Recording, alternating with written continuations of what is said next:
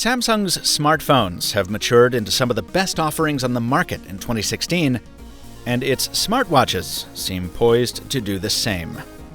I'm Michael Fisher, and this is a first look at the Samsung Gear S3.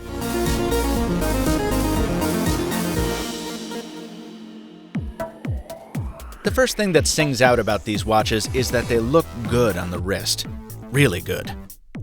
It goes without saying that Samsung's come a long way since the first Galaxy Gear, but even comparing the S3 to last year's S2, there's been substantial evolution in design. There are two versions of the S3, the Frontier for outdoorsy types and the Classic for everyone else. Samsung worked with luxury Swiss watchmakers to build these, and it shows.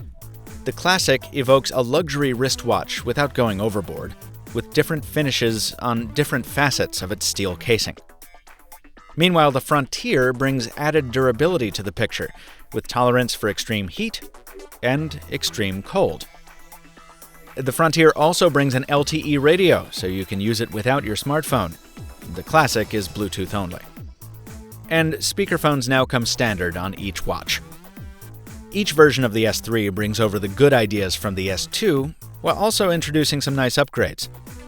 First, the always-on display has been reworked so that, instead of just an 8-color palette, watch faces can now use any of the 16 million colors the 1.3-inch Super AMOLED screen can produce.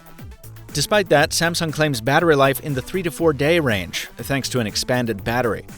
Still not the biggest I've seen on a smartwatch, but a nice bump over the Gear S2. The watches also use standard 22mm connections, so you can swap in whichever bands you want. And the rotating bezel now lets you control more aspects of the software. You can reject calls or dismiss notifications without using the touchscreen. That screen is protected by the scratch-resistant Gorilla Glass SR Plus, making its debut on this device. And my personal favorite feature? Samsung Pay now works on the wrist.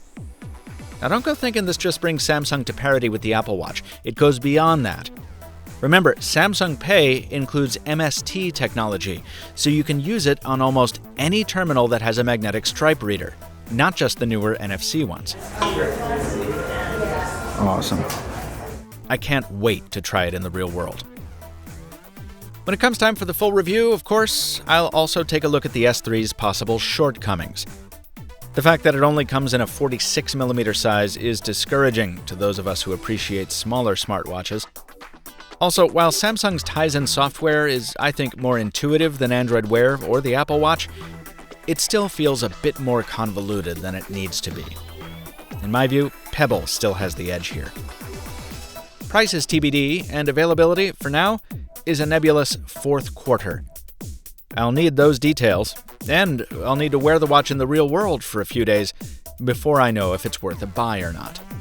But given what I've seen so far, the Gear S3 absolutely has the potential to eclipse most of the competition. With the new Apple Watch widely expected soon and new versions of Android Wear and Pebble coming too, it's going to be a busy season in the never-ending battle for your wrist. And Samsung, as usual, seems poised for a fierce fight. Subscribe to MrMobile so you don't miss more from IFA 2016 and the full Gear S3 review coming sometime in the fourth quarter. Until next time, thanks for watching, and stay mobile, my friends.